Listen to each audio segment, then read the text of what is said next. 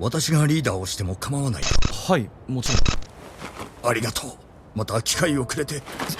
孫さん？全員を守れなかった私の責任は大きい。だが君のおかげで6人が生き残った。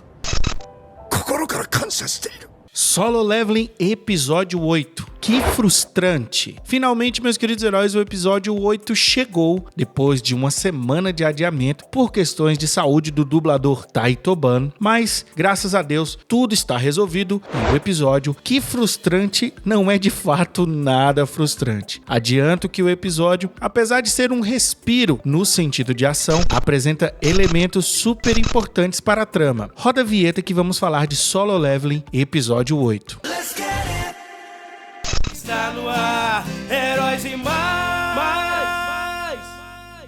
Olá, queridos heróis, eu sou o Elvis Ventura e esse é o canal Heróis e Mais. Não esquece de curtir, compartilhar e se inscrever no canal para você não perder nenhuma resenha de Solo Leveling. O episódio, como eu falei, traz elementos importantes para a trama. Eu diria que nós temos 3 tramas a partir de agora, que claro, serão interligadas com a trama principal que acompanhamos na ótica do protagonista Sun Ji-woo. A primeira trama é a do próprio Jin-woo, que agora, além de querer ficar forte para cuidar de sua família, o sistema lhe deu uma oportunidade de curar a sua mãe com o Elixir da Vida. A segunda trama é da construtora Yeonjin, da família de Jin-woo, que pretendem criar uma guilda para expandir o seu negócio. Vocês lembram do Jin-woo que fez a proposta para o Sung no episódio passado, que o Sung Ji-won rejeitou a proposta. A terceira trama é a obsessão para a retomada da ilha Jeju pela guilda dos caçadores, que Cha Ha-in faz parte. Cha Ha-in é aquela caçadora de Rank S que aparece no primeiro episódio. Muitos caçadores que apareceram no primeiro episódio são dessa guilda, a guilda dos caçadores. Nesse episódio vai ser pincelado um pouco mais sobre as guildas.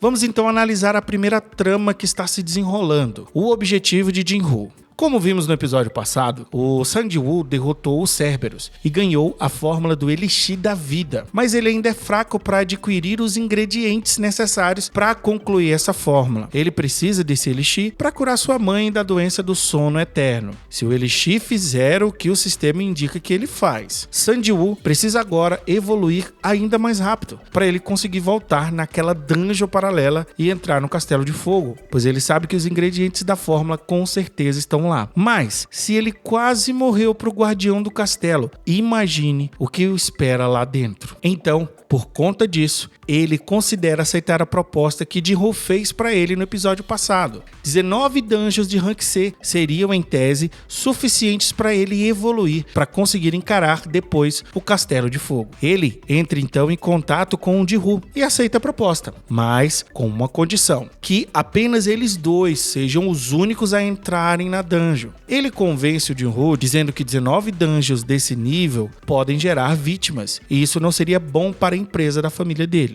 ものは考えようだ。俺たち2人が無事なら19回のレイドを怪我人ゼロで終えることが。19回連続無事故の攻撃隊。親父さんに実力を認めてもらう絶好の材料じゃないか。そうしましょう、兄貴。メンバーとゲートは僕が手配しておきます。 Jin-woo concorda e vai solucionar a questão da quantidade mínima de participantes que a Associação dos Caçadores exige para esse tipo de dungeon. Jin-woo fala inclusive que eles podem fazer algo parecido com Dong-suk, chamando pessoas apenas para cumprir a cota. Como eu falei, a jornada, a trama de Sun Ji-woo vai se entrelaçar com as outras tramas que foram apresentadas neste episódio. A guilda da construtora Yeonjin. Essa trama se entrelaça diretamente com a trama de Jin-woo. Eu acredito, inclusive, que essa parte do episódio foi desnecessária, com exceção de mostrar a Cha Ha-in. Ela é uma personagem que eu estou muito ansioso para conhecer mais dela. Neste momento, a construtora Yeonjin tenta recrutar a caçadora de Rank S. Mais na frente ela vai aparecer de novo, já a gente fala mais sobre ela. Temos então uma conversa de 2 homens sobre a estrutura do mundo em relação às dungeons. Como que a economia e praticamente todos os aspectos da vida das pessoas estão interligados com a dungeon. Na conversa,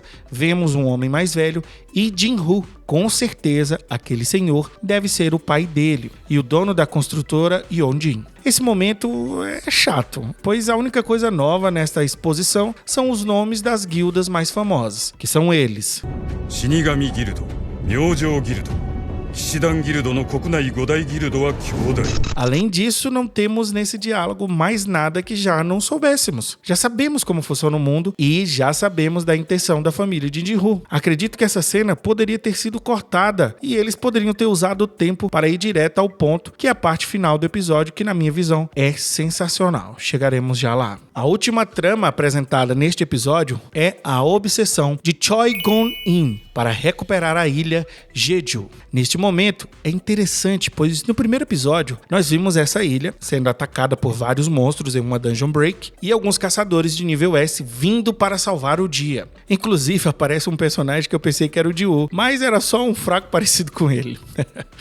Nesse início, nós vemos o Baek Yeon-woo e o Choi Gon-in, os dois de ranking S. Voltando para o presente, neste diálogo, nós vemos que, diferente do que eu tinha pensado, eles fracassaram na ilha e hoje ela está dominada pelos monstros. E Choi Gon-in tem um plano para tomar a ilha de volta e precisa aumentar o poder da guilda, recrutar mais caçadores e ter ao lado dele a opinião pública. O diálogo ele acontece de maneira fragmentada, pois Baek Yeon-woo sai da sala de Jong Gon-in e Cha-hae passa por Baek e só cumprimenta com um aceno de cabeça e ele faz o mesmo. Ela conta a Choi sobre a tentativa da construtora Yojin de recrutá-la e diz que não aceitou, mas fica curiosa com a presença de Baek e é aí que vemos o que os dois conversaram. E Baek tem um motivo além do ego para voltar à ilha. Dois caçadores próximos a ele foram mortos naquela época, El Seong e Bunyangu.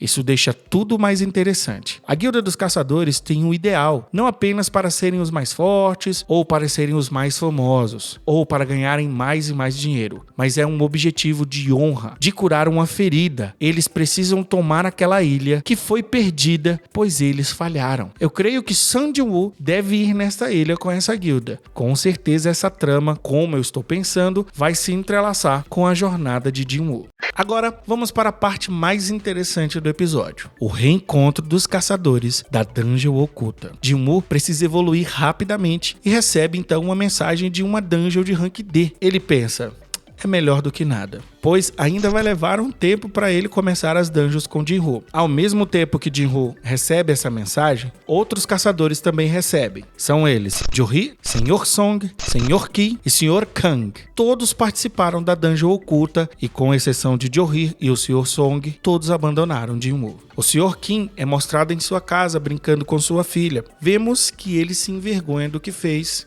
mas, como todos nós, precisa trabalhar, pois sua família precisa de sustento. O Sr. Song é, sem sombra de dúvida, um dos melhores personagens até agora. Ele é mostrado em seu cotidiano. Ele é um professor de Kendo, mas como caçador é usuário do fogo, o que, nas suas próprias palavras, é um tipo de ironia, um espadachim virar um usuário de magia. Ele, ao ir para a dungeon, no caminho, encontra Jinwoo e se surpreende pela aparência dele e o fato de que o caçador de rank D, o mais fraco da humanidade, está com a perna curada. Johi, antes de receber a mensagem, estava ouvindo o sermão da sua mãe. Aquilo a deixou extremamente triste e, ao mesmo tempo, mais motivada para continuar seu trabalho de caçadora. Ela, inclusive, lembra de Jinwoo treinando ainda no hospital. Essa personagem é uma personagem muito interessante que eu gostaria de mais coisas com ela. Que bom que ela está tentando superar a sua fraqueza. Isso é muito legal. Quando todos se encontram, com exceção de Johi e Sr. Song, ninguém tem coragem de falar com Jinwoo. Johi fica super feliz que o amigo está bem.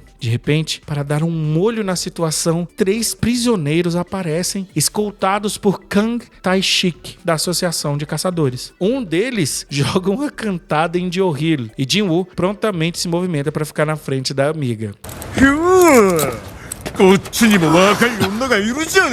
É informado pela associação que aqueles prisioneiros estão ali para reduzirem sua pena e entrarão na dungeon com os caçadores devido à escassez de caçadores ali na área. E a associação, por conta disso, teve que recorrer a esse tipo de estratégia. Mas o Kang Tae-shik é um caçador de rank B e cuidará facilmente dos 3 detentos de rank C, se por acaso for preciso. Jinwoo fica muito apreensivo com essa situação e pede que Johi não vá, mas ela vai sim, pois se ele, que é fraco na cabeça dela, vai, ela também irá, pois no seu interior ela vê Jinwoo como uma inspiração. Eu assim como o Jin-Woo, prevejo muitas coisas bem ruins acontecendo nessa dungeon, cara. Quem sabe um dos presos não seja um rank faker, aquele tipo de caçador que consegue mentir sobre o seu nível, ou Tang Taishi que tem algum tipo de problema que se separe dos demais. Eu prevejo uma dungeon muito interessante, com lutas contra os monstros e provavelmente contra esses detentos aí, vamos ver. Por fim, nós temos uma cena incrível do Sr. Song pedindo a Jin-Woo para ser o líder da raid, e Jin-Woo aceita rapidamente. Então, Sr. Song se curva a ele e pede muito obrigado e desculpas pela raid passada. Meus queridos heróis, eu já gostava desse personagem, que é uma espécie de mentor pro Jin-Woo. Agora eu gosto ainda mais. E por fim, os caçadores e os detentos entram na dungeon e o episódio acaba. Meus queridos heróis, essa foi a análise do episódio 8, um episódio muito interessante. Apesar de não ter ação, é um episódio que traz 3 tramas que eu acredito que serão importantes para a continuação deste arco. Então, eu quero saber a opinião de vocês. Não esquece de ir aqui e comentar. E claro, curtir, compartilhar e se inscrever se você não for inscrito. E não esquece, você também é um herói e você também é uma heroína. Valeu! Está no ar, Heróis e Mais.